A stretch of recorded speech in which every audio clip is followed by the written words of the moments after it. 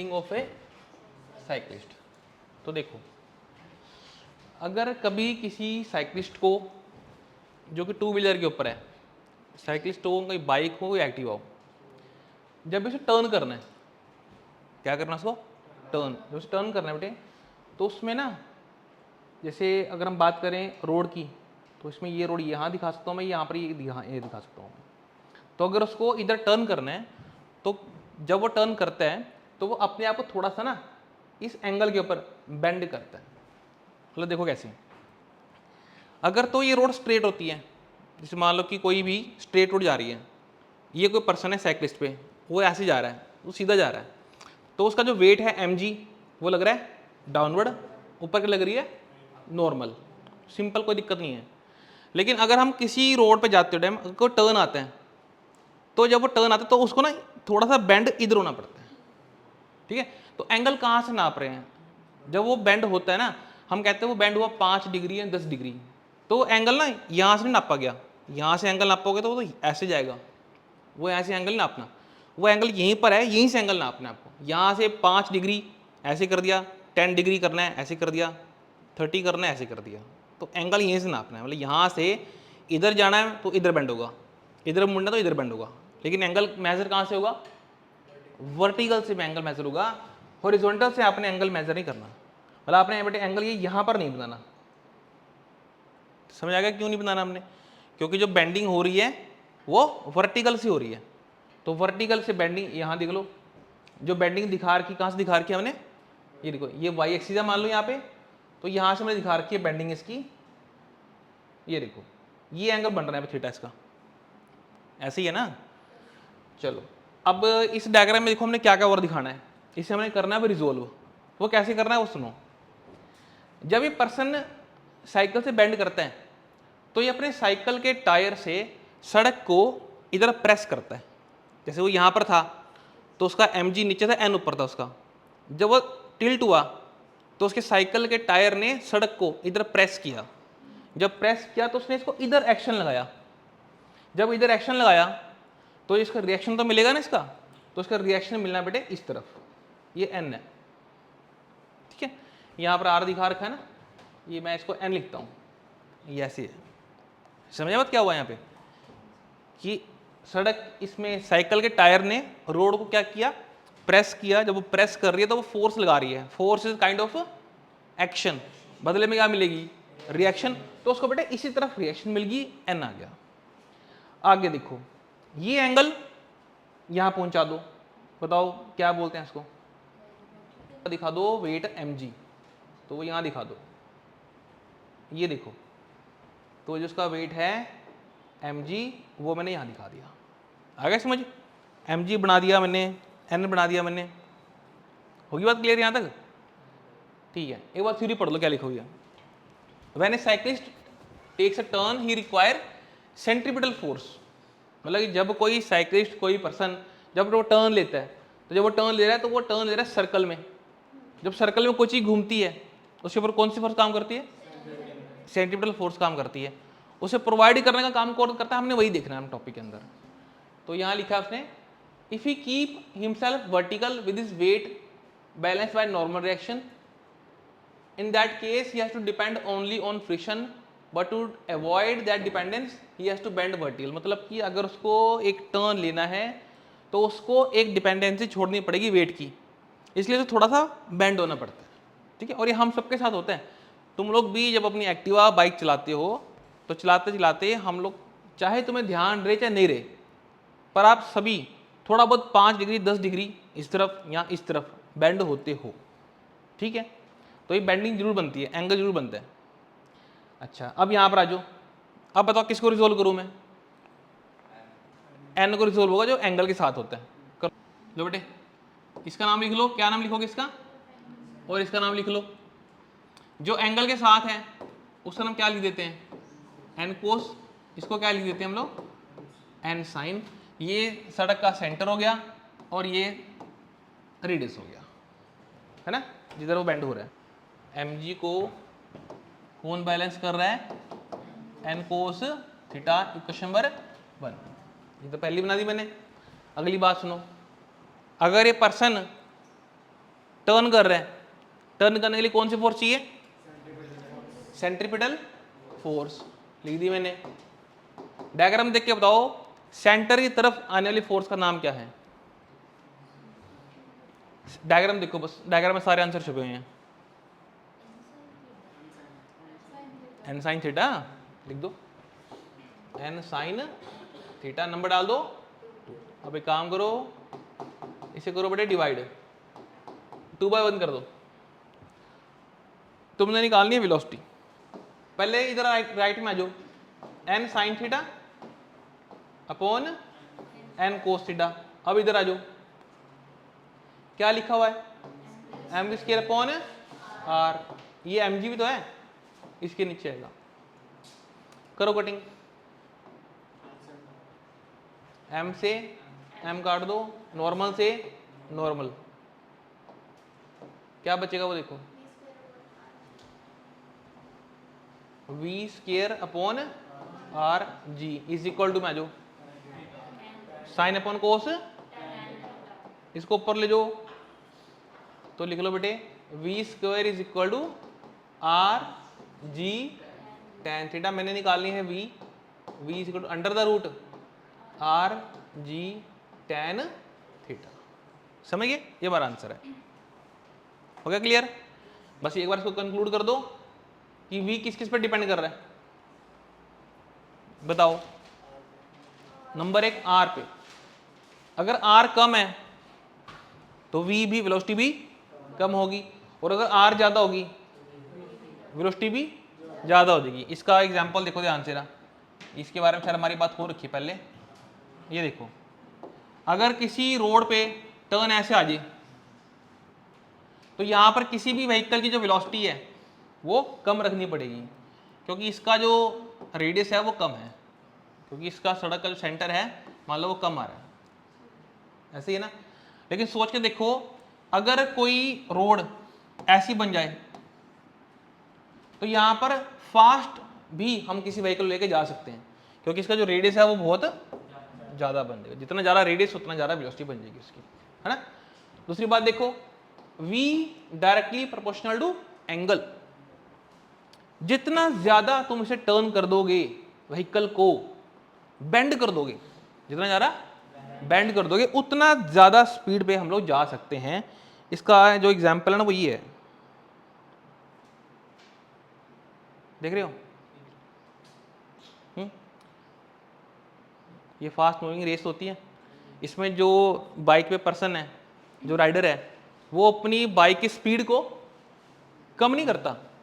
जब कोई टर्न आता है ना तो स्पीड कम नहीं करता अपनी, बस अपने आप को ज्यादा से ज्यादा क्या करता है, बेंड करता है। जितना ज्यादा बेंड कर लेगा उतनी ज्यादा अपनी वेलोसिटी वो बढ़ा सकता है।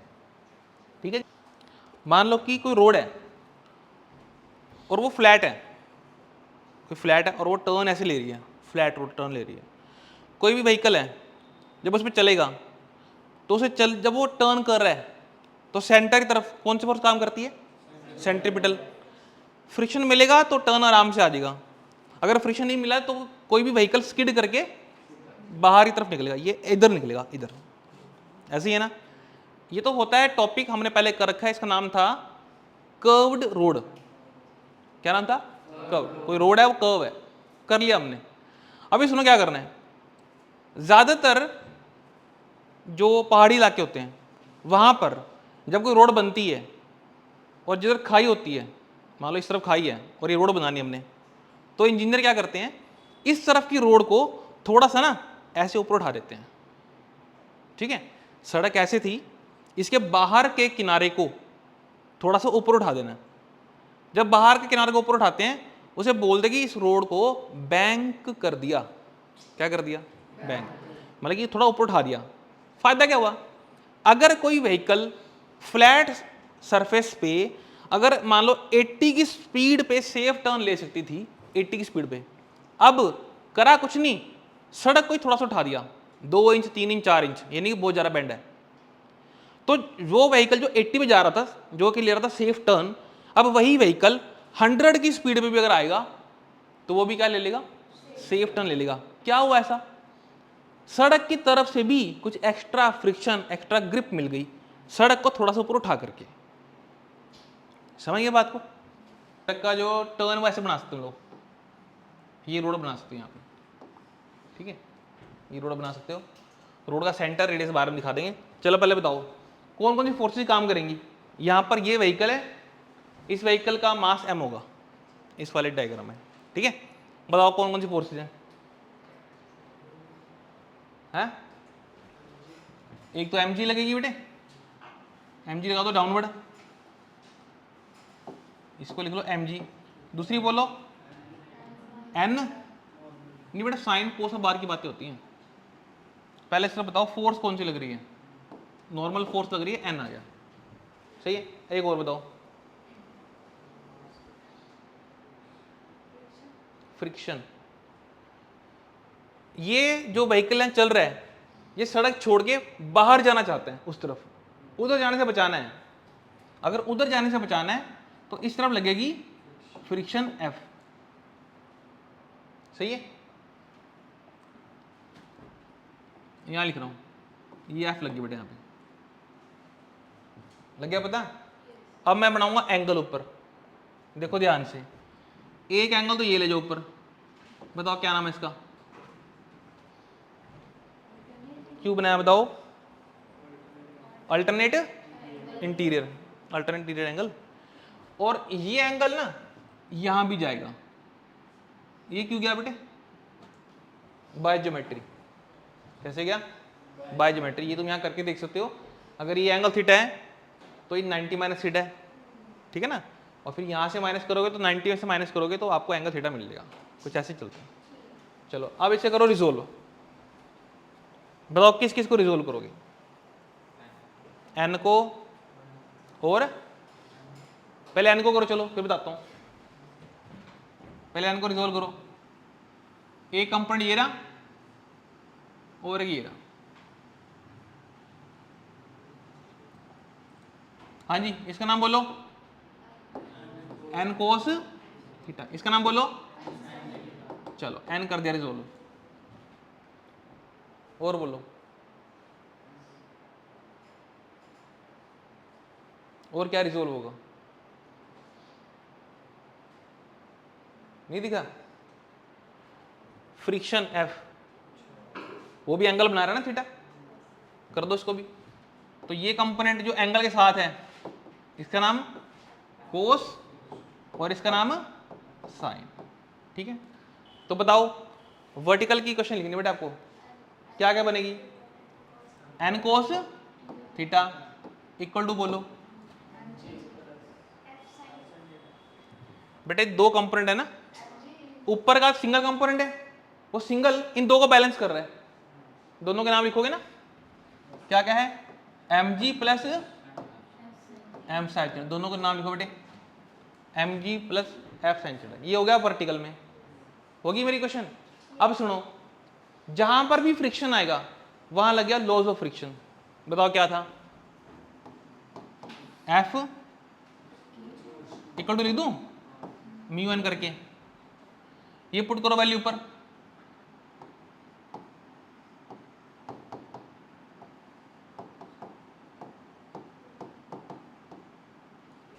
ये पूरी रकम उधर लेके जाओ, क्या बनेगी,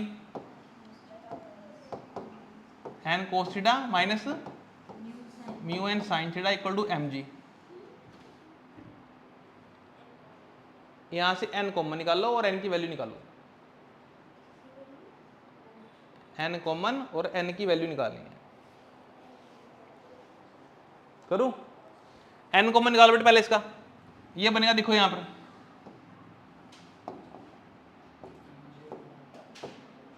ऐसी है ना, ये मैंने n निकाल दिया, n कॉमन निकाल दिया मैंने। अब मैंने बोला सिर्फ n निकाल लो, n के लिए क्या करोगे, ये सारी रकम अपोन में ले जाओ, कोस minus mu sine theta, number डाल दो 1। ये मैंने करा सिर्फ वर्टिकल इक्विलिब्रियम, होगी बात क्लियर यहां तक, क्वेश्चन समझ आ गई, ठीक है ना। अब सुनो ध्यान से, अगर ये व्हीकल इस रोड पे कर रहा है टर्न, अगर व्हीकल इस रोड पे टर्न कर रहा है तो टर्न करने के लिए कौन सी फोर्स चाहिए? Centripetal force, M square upon. चलो डायग्राम देख के बताओ कौन से कंपोनेंट से कर रहे हैं प्रोवाइड। तो सेंटर इधर था सड़क का, सेंटर की तरफ कौन जा रहा है? एन साइन थीटा प्लस, लिख दो। अगला स्टेप बताओ, लॉज ऑफ फ्रिक्शन, एफ की value mu into N, put करो इसमें, M V square upon R N sine theta plus mu N cos theta. Next step बताओ, एन कॉमन निकालो,